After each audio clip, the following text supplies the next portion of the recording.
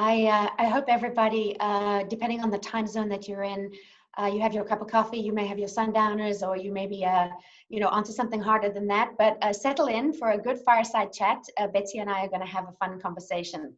So I don't think Betsy needs much introduction, but suffice to say that she's been on more than 40 boards, many public boards of company names that we know, companies like NASDAQ, Wynn Resorts, HD Supply, Polycom, and many private companies, many of whom are inside portfolio companies. And that's how Betsy and I know one another. As a result of her knowledge of boardroom dynamics, Betsy published her third book on what it means to be a board member last year. It's called Be Board Ready. And at the end, we'll be posting an email. And if you send us an email, we're happy to send you a copy of Betsy's book. And so before I get started, just a few things to say. The first is, Betsy and I want to make this interactive. So please use the Q&A function that you can see on Zoom. Send us questions immediately. We know that they're burning, and there's no reason for us to wait to the end in order to answer some of those questions. We'd like to weave those into the dialogue. And then the last thing is, any comments that Betsy makes, she can't be held responsible. It's all her own opinion, and she's not a representative of any board when she makes these comments. So with that, Betsy, so even before the current pandemic, and we'll get to that in a minute, the CEO of Wynn Resorts, Matt Maddox, noted in an interview that you had the courage to join his board during a time of company crisis. So could you tell us a little bit about why you joined the board, what the crisis was, and give us a little bit of the backdrop? With great pleasure. But first of all, Hilary, it's so great to be with you. And it's wonderful to be with this audience. Thank you all. I know I'm going to learn from you, and I'm really delighted to share this time together. But to answer your question, why did I go to Wynn in the middle of a messy crisis? So I joined right after the #MeToo issues with Steve Wynn, the founder. He had departed, and I joined the board along with 2 other women. So we were 3 new women coming on the board. There had only been 1 woman. And so we were immediately 40%, which is a pretty big percentage of the board to be women. But I did it because I actually love a crisis. There's decisions to be made. There's problems to be solved. It's interesting. You learn a lot. And for you who are aspiring board members or current board members, don't be afraid of a crisis. Your own sort of practical common sense is how you get through a crisis.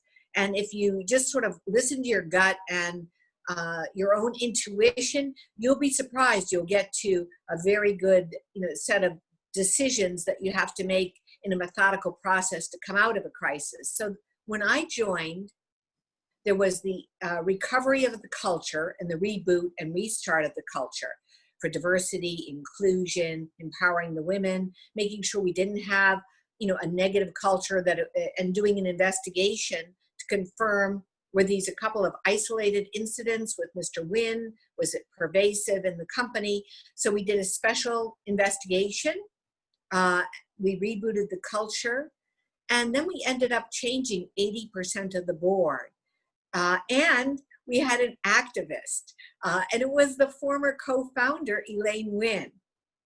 So it was busy having an activist who ended up being the biggest shareholder at that time. But it was fascinating, really.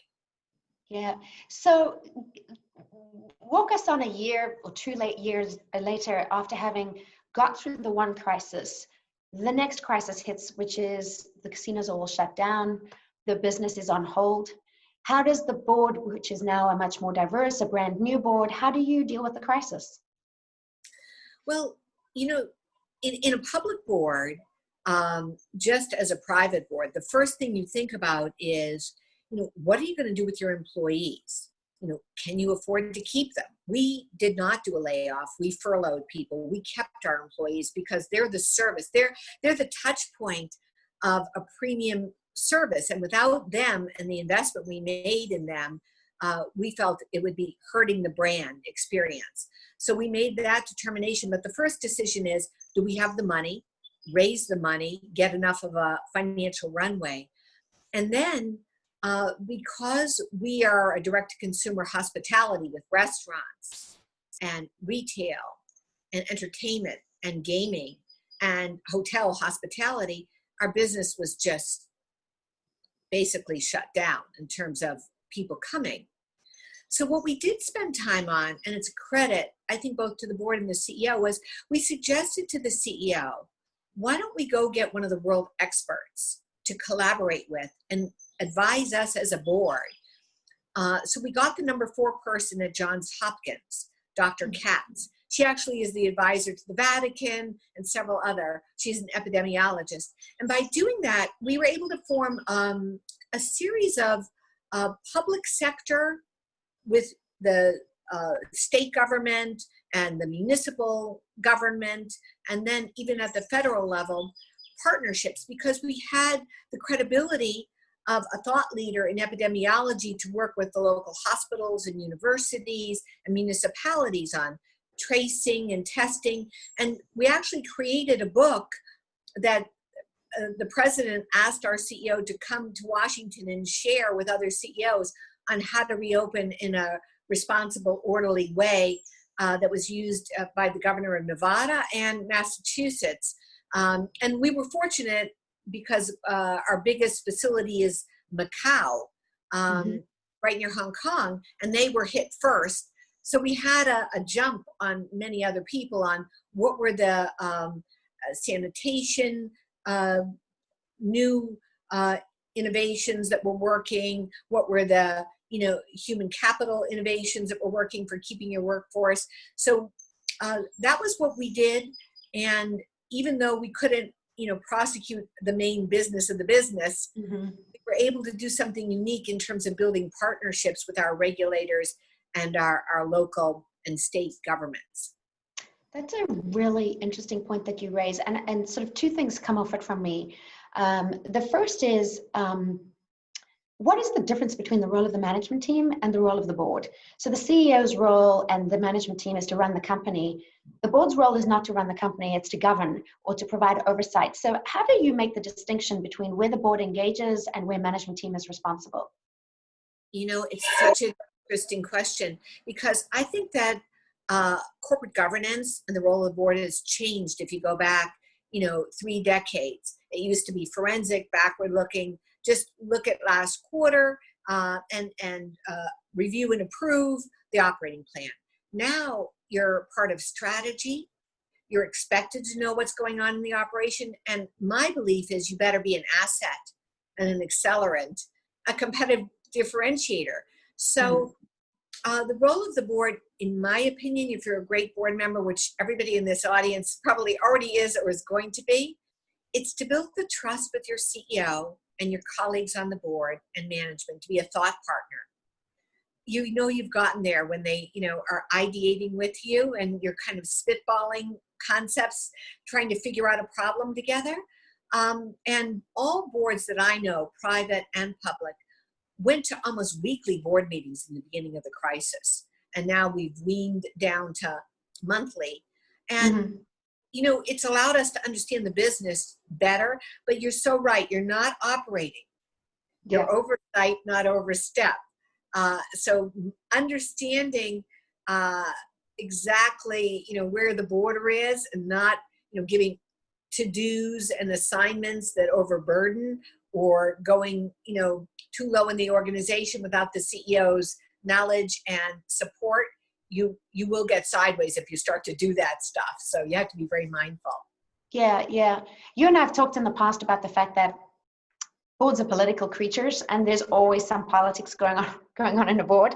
And I'm sure the audience would love to hear some stories around how do you navigate some of the landmines, and maybe you can even give us some examples of landmines over the years.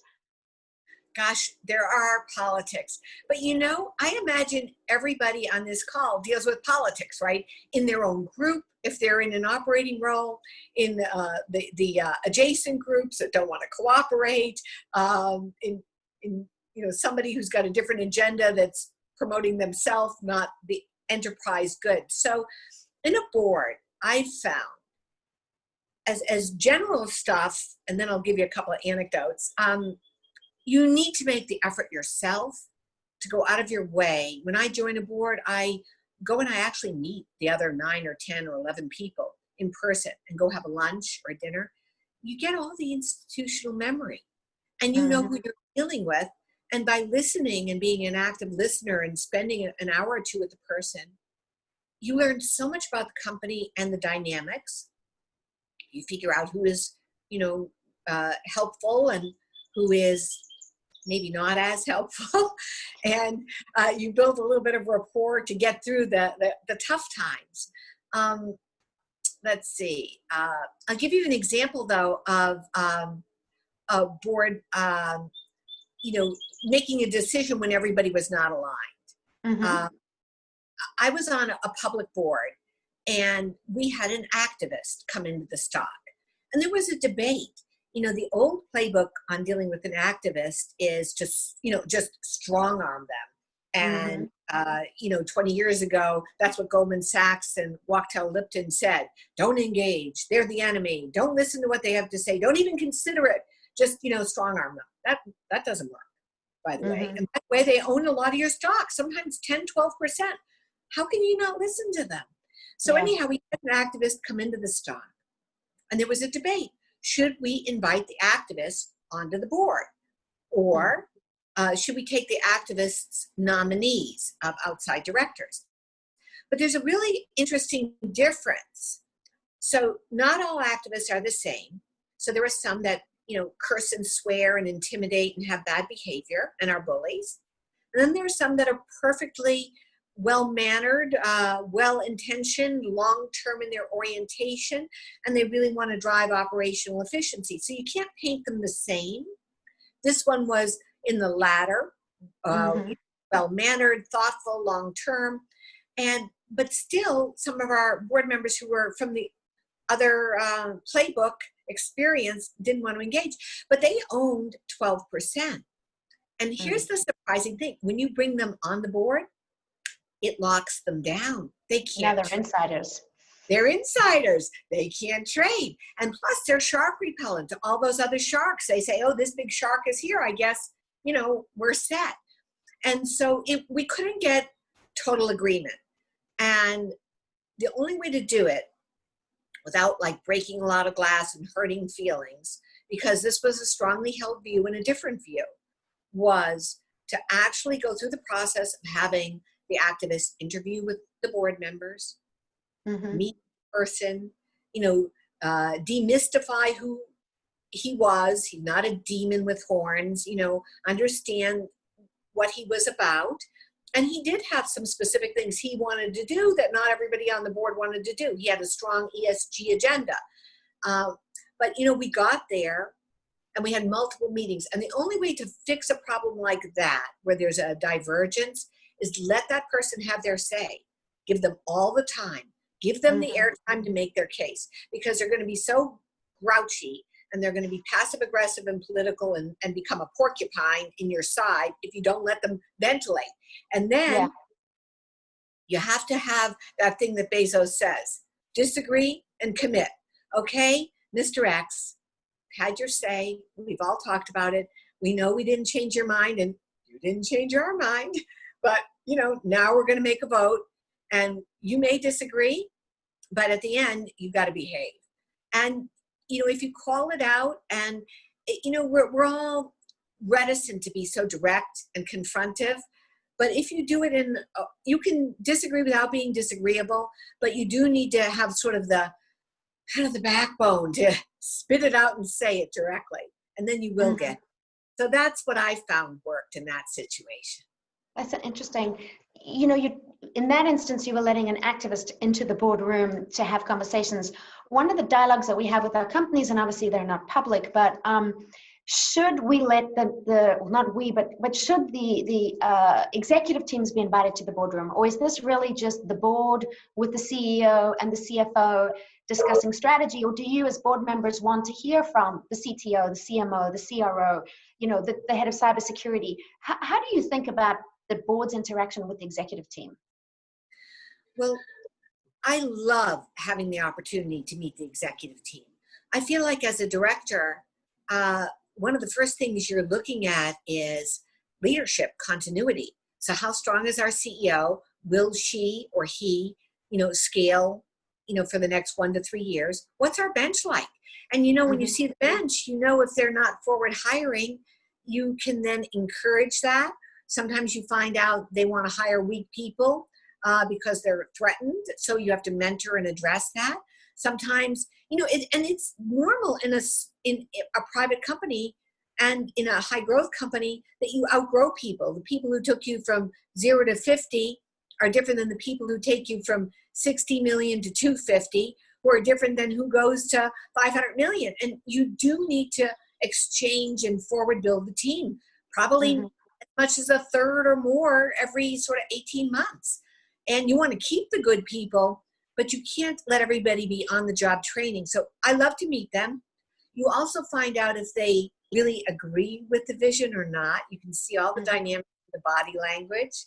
Um, and it's part of my job, I believe, to mentor the members of the team when invited and encouraged by the CEO, to get to know them and work with them and help them in their career journey along with mentoring the CEO. So I really like it. I ask for it. I feel that, typically you see the CFO, but the CFO is so often just repeating what was in the deck. I don't need them to read the deck. I read the deck. I want to Mhm. hear primarily from the people who are touching the customer, the sales and marketing organization, because they tell you what the market wants. And I want to hear from the product organization, not to diminish the other parts of the company, but the operating groups that either build it or sell it, to me, are giving me the key intelligence about the business. Mhm. Mhm. That's an interesting point. So, you know, presume you see somebody in the meeting and, uh, your observation is that they can't answer the questions or that they're not thinking strategically. Perhaps they haven't delivered on their numbers. Is that a conversation you have behind closed doors with the CEO? You can only influence, you can't force anything as a board member. So how do you help the CEO go on the journey? And in particular, one of the questions that just came through was, we have a founder in our business. Sometimes those founders need to transition to being maybe product evangelists or executive chairman or something, and not actually continue to run the company on a day-to-day basis because the company's in a sense outgrown them. Running a 200 to $300-400 million company is not the same as running a $30 million company. And so how do you manage that transition if you're a board member? And would you have any advice? So I think that that's one of the most important things you're doing, right? You're not just there quarterly for donuts. Nobody needs you. And you know what they say about those directors? They call them seagulls. I'll tell you this tired line because I always chuckle. So a seagull director, they're called that because they're like a seagull. They fly in, they screech, they make noise, they steal the food, they poop all over you, they fly away, and you don't see them. I don't want to be a seagull director. I'm here to add value. So I think that adding value is talking with the CEO about their leadership team to say, this person has potential. I think their development areas are A and B. They need to be more confident. They have to work on their communication. Would you like me to coach that person? Here are some resources. Hilary at Insight has a lot of coaches she knows about, a lot of programs for development. Or maybe we say, I'm not sure this other person is really going to take us more than the next couple of quarters. I really feel we have to look at forward hiring. So I do think having those conversations, you ask a few probing questions. If the person who's presenting is squirming and doesn't have it, there's nothing gained by making someone lose face. And Mm-hmm. if they're not confident and uncomfortable, you could really hurt someone's career and hurt them professionally and personally. You can see if they're able or not. Now, having somebody who is confident and you are probing and they're doing good and having the debate and dialogue is what you want. So Yeah. you do want to have that robust discussion. And then to your point on the CEO founder, who probably now needs to move. Everybody waits too long on that. Like a year too long. Nobody ever says, oh my God, we pulled that person too soon. Never heard it. Mm-hmm. So you got to face it. because ultimately it's not fair to all the other employees and the investors, and you're going to marginalize the outcome. And a year is, you know, in a tech company, that's 7 years. It's dog year. So you can't wait. And you, by the time you recognize it, everybody in the company, they're wondering, why the heck hasn't anyone done anything? Don't they see this? So yeah. The writing's on the wall before the decision's actually made, and the longer you wait, the more you kind of hinder the ultimate growth of the company. I believe that. Yeah, and should the board be engaged in helping to recruit the next CEO? Should they be interviewing? Should they be selecting the recruiter? Even in a private company, you know, often it's the investors sitting on the board. There's often not that many independent directors. Would your recommendation be that a founder CEO should make sure they always get an independent, and then those independents, you know, become a different voice versus investors? Or do you just recommend, you know, until you're of a certain size and scale, the investors make sense? So I think it's always valuable to have an independent. And, you know, look at the talent pool out here on our call today, their backgrounds. You know, while they're aspiring for boards, doing private corporate boards is incredibly valuable. I started that way. So I think there's a lot of value. And, you know, if an independent comes with the mindset, understanding they're not going to overstep, which is hard to learn when you're an operator, and that you're there to add value and figure out with active listening how you can help be an asset to the company, because that's your role. So not just oversight. So having an independent even early, I think, is valuable. I think that in a CEO search, I really think it's important and valuable to have an independent who typically will have been an operating executive, because I think that you're going to always have the investors as part of the search, and using your independent in that role is really important, and really spending the time. People tend to be cursory on a search, and they don't spend the time in person with sort of the finalist candidates, and, you know, actually doing the reference checks themselves is key, you know, because nobody in today's litigious world wants to say, you know, Betsy was okay. You know, you can hear in the voice or the pause, well, what did you think about Betsy Atkins? You know, she was good. Yeah, that means I stunk. Yeah, you know, yeah, but if exactly. someone else does the reference check, you don't get that nuance. You have to do the work. You have to want to do the work. Yeah, so true. You've actually written extensively, especially in your most recent book, about how the role of the board has changed over the last 2 decades. You know, they were backward looking. You just mentioned recently that it was kind of backward looking oversight to now forward looking strategy. You know, the board should be a strategic asset, which I think is what you're describing. How do you compose a board to make it a strategic asset? When you think about board composition today, who do you think should be in the boardrooms of, you know, private companies, public companies? How do you think about, you know, board as a strategic asset? So, you know, I think about it first when you look at the continuum of a corporation's life. So about 50% of companies that are public, I imagine it's true for private, but I don't have that data, 50% disappear in a decade. Oh my gosh, they're going to get bought, or you're going to go out of business. You're not going to be around. So where are you? And because who you bring on the board should correlate to where the company is in its journey. Is it going from, you know, 20 million to 75? Then you want people who've gone that journey to 150. You want directors who've gone maybe even to, you know, larger, but you wouldn't want like directors who'd only ever served on, you know, Fortune 50, $30 billion companies, because they don't understand the early journey.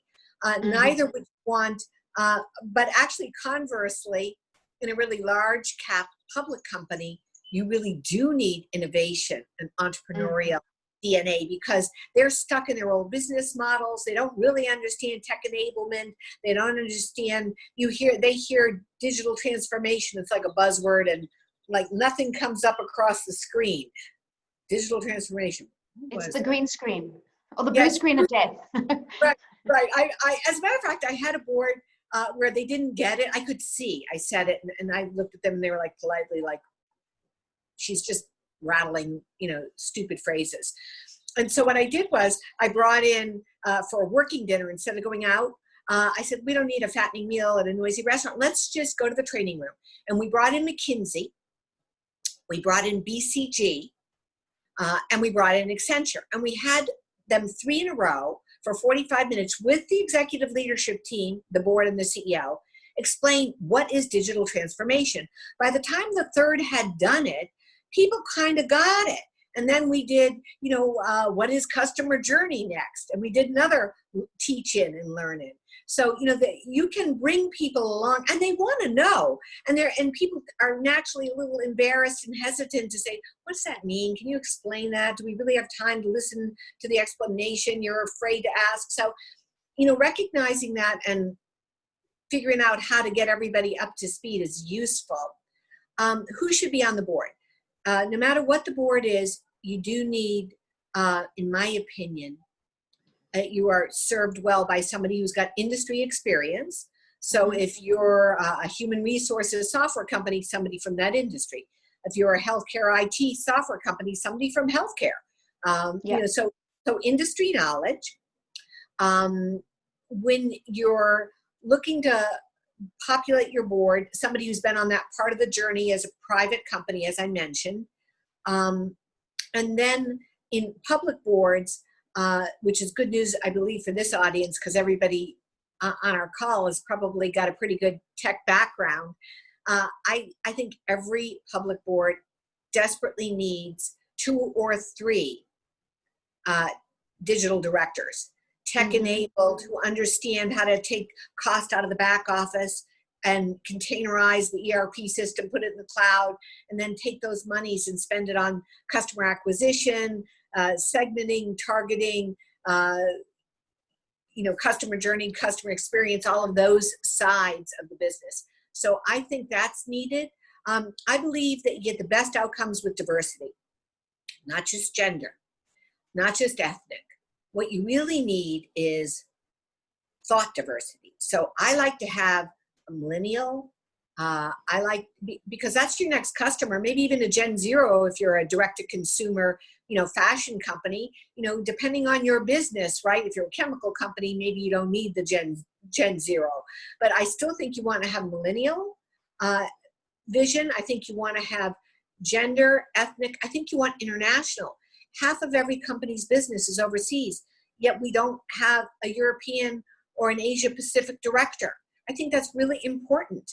And tech directors and the industry directors. So if I'm making my board composition, that's kind of my top 6 or 7 picks.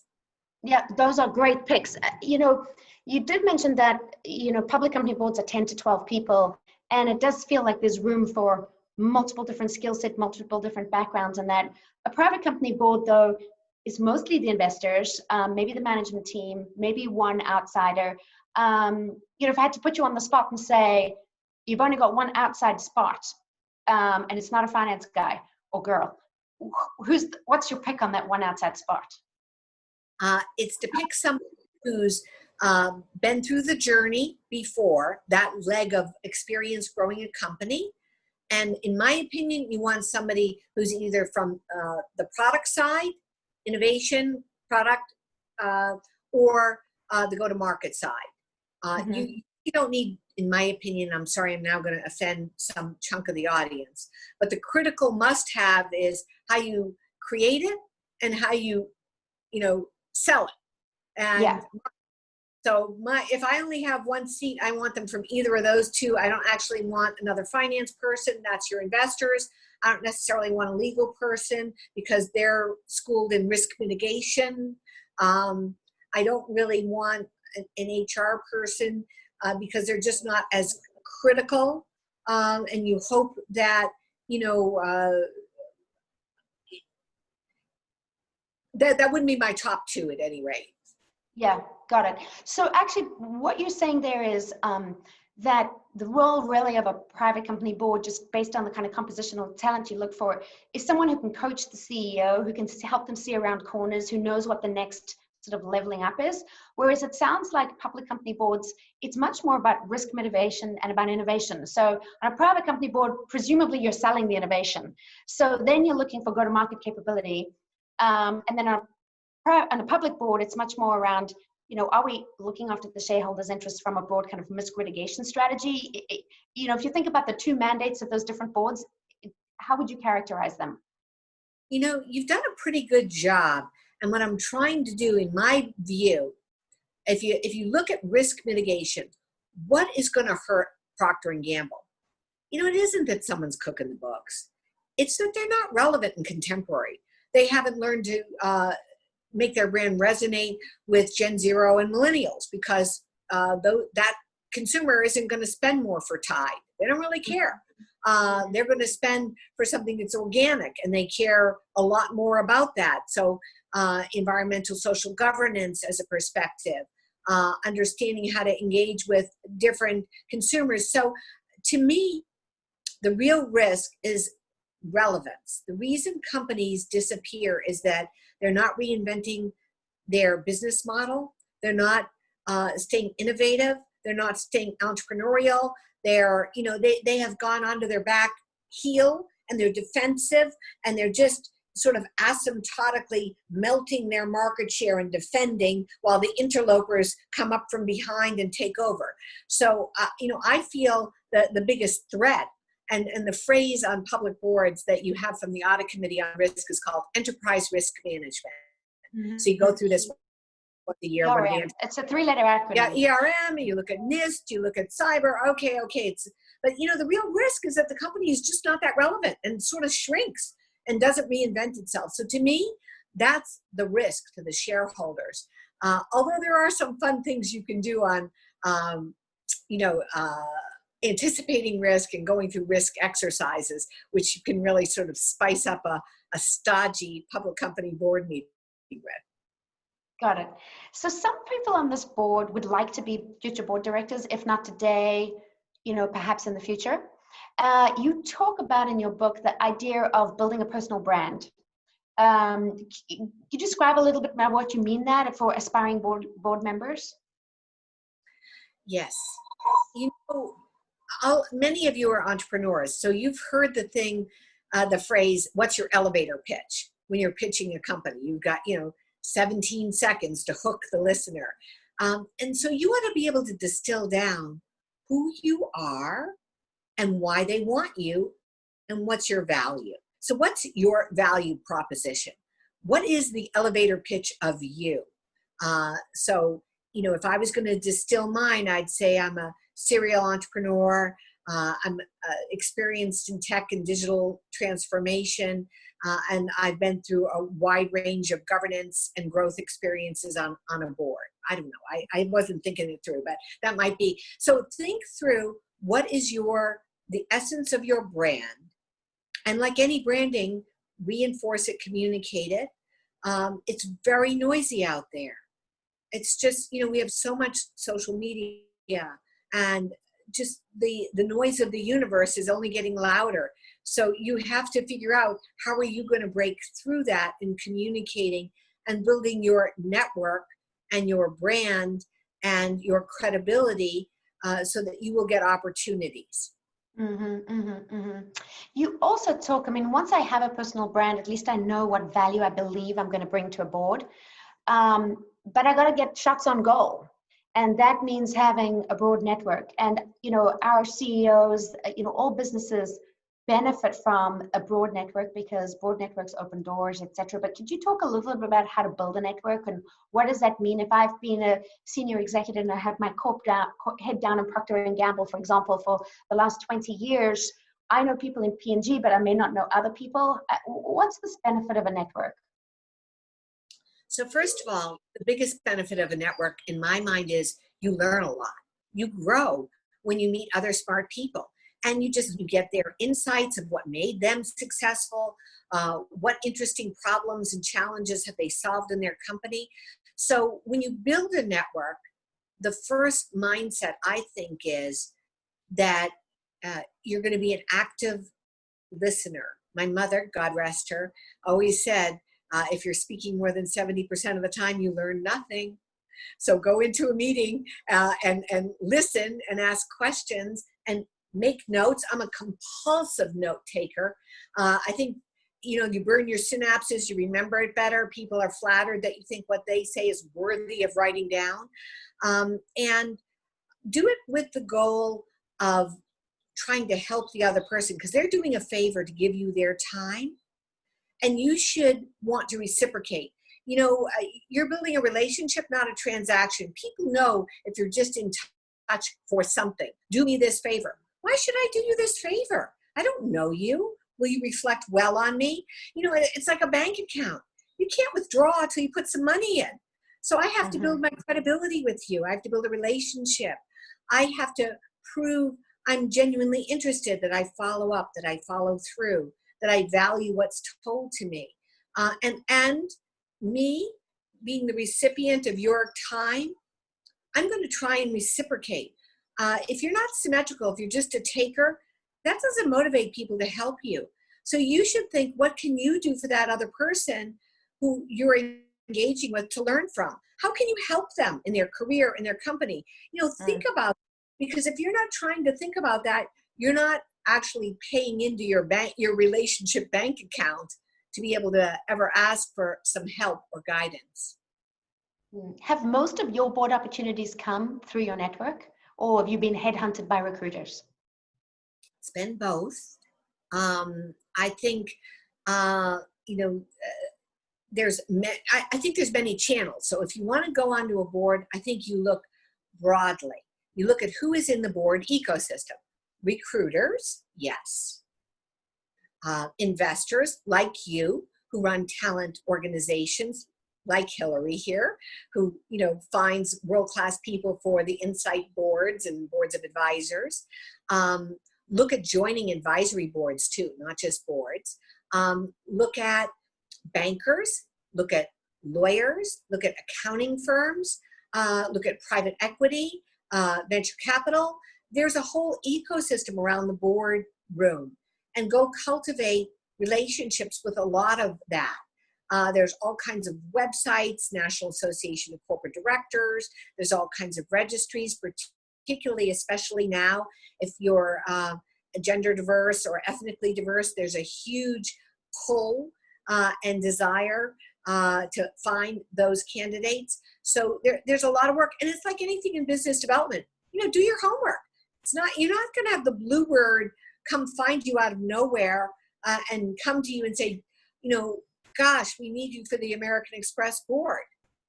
Right. It's enterprise sales. It's a long sales cycle. It's a multi-decision maker influence process. Just think about it as a pipeline of enterprise sales. Ding, ding, ding. You got it, Hilary. That's funny. So I know that we're going to run out of time, and I think we've answered most of the Q&A that people have put up there. But if anybody else has any other questions, please feel free to put them into the Q&A chart. One was just come through. Let's see. Betsy, great to see you. It's been a while since our paths crossed at Schneider Electric.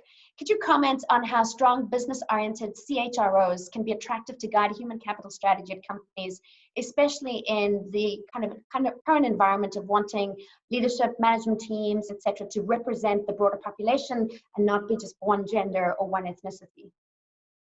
So I think that CHROs who are really talented, like you, are well served by messaging and branding that you're an expert at multi-generational, and particularly make yourself an expert in Gen Zero and Millennial. I think that's really important. And I also think raising the bar on yourself in human capital management, so that you're a student of management theory. I just wrote an article today on this because I think that there's so much you can learn from the thought leaders in management. We can go back to Jim Collins and Clay Christensen, Peter Drucker, Edward Deming.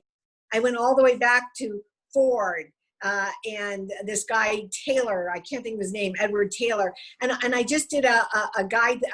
I went back and kind of did some homework on what were the theories in management that were so different and what applies today? So think of it like that, right? I went to, because I was trying to learn about how do you lead and how does a company effectively drive productivity, engagement, and efficiency in a virtual world. So I went to look at the old masters of management. So, be a learner and figure out how to share what you learn and figure out how to have differentiated thought. And I do think as a CHRO, you can really position yourself as, driving change for the company and how what you do could be a competitive asset. But you have to think about it through that lens. And I would be innovative. In CHRO land, I would go and read Jason Dorsey. He's the best. He's the expert on millennial and Gen Zero. And plus, when you look the guy up on the internet, you'll think he's a stand-up comedian. He's fabulous. That's great. It definitely seems that you know so much about everything, Betsy. You're touching all these old ones, Clay Christensen and Peter Drucker, etc. But there are words of wisdom there about, you can't measure what you can't manage, etc., etc. So I've got 3 more questions before we close, and sort of a lightning round for you. So a minute or so maximum, and let's see. So the first is, give us one idea that you held strongly, which looking back, you feel was misguided. I felt I should be very quiet in the beginning of my board tenure, and I didn't ask questions. I didn't want people to know that I didn't know stuff. I was trying to look like I knew stuff I didn't know. So I've learned it's better to ask questions. And the other thing I held strongly was all these other people who were so much more experienced than me knew more. Yeah. And it's not that I'm so smart, but they're just not that much smarter. We're all equally smart. So, if you just make every decision based on if your life savings and your family and your village and your town, everybody was depending on you and you were making the best decision for the long term, you'll just always make the right decision if that's what you're doing. And you give yourself permission to sort of listen to your own intuition and not sort of denigrate the, what do they call that? The imposter syndrome. Yep, the imposter syndrome. So from your vantage point, you cover a lot of boards, both public and private, and you've had the benefit of covering a lot of boards over the last 20, 30 years. So if we were to have this conversation this time next year, from your vantage point, what do you think the 1 or 2 trends are that we'll be talking about, that will be on the lips of every boardroom in corporate America and corporate Europe or Asia? Term limits. I think that, we get a lot of trends coming out of Europe. For example, we got, gender mandates came out of Europe, multi-stakeholder capitalism instead of shareholder-centric came out of Europe. I think they already have and have had for a few years term limits. I think it's healthy. I think that, board member for life is not healthy. I limit myself and exit many boards after 5 or 6 or 7 or 8 years, just because, they've gotten 80% of the best of my ideas and I'm not learning as much. I want to go do something new and I want my psychic paycheck. I want to be learning and I want to be contributing. So I think term limits we'll see and an increased focus on ESG. 100%. Yeah, I remember when you stepped off the NASDAQ board, I was like, it's such a great board to be on. It's a tech forward company. It's growing. It's international. It's got this dynamic CEO. Why would you step off the board? And the reality is you've done your time. Yes. And by the way, it was hard. I was on the risk and compliance committee, all those FINRA and SEC regulations. It was like reading Beowulf, like telephone books of regulations, hitting myself on the forehead. I said, oh, this is tough. Funny. Okay, last question. So, being on a board of directors is often about creating legacies. And so if you had to think about what you would like your legacy to be, what would it be? I would hope my legacy would be to touch and help people in their careers, help companies, and reinvent modern governance, help raise the bar, and help, make governance more vibrant going forward. That is I'm speechless because I think that's both powerful, human, and very real. And so on that note, I don't think it's worth saying anything more. So Betsy, thank you. It's been wonderful to chat with you as always. And if anybody would like to receive the book, we're going to put in the chat the email that you can email, and we are happy to send Betsy's most recent book to you. I've read it, and it's full of very interesting stories and anecdotes, and it doesn't put you to sleep at night. It is not Beowulf. Wonderful to be with you. And one last thing I want to say to this audience. Thank you for your time. Think big, go for it. Every one of you should be on a board. There's no reason why you can't do it. And I really encourage you.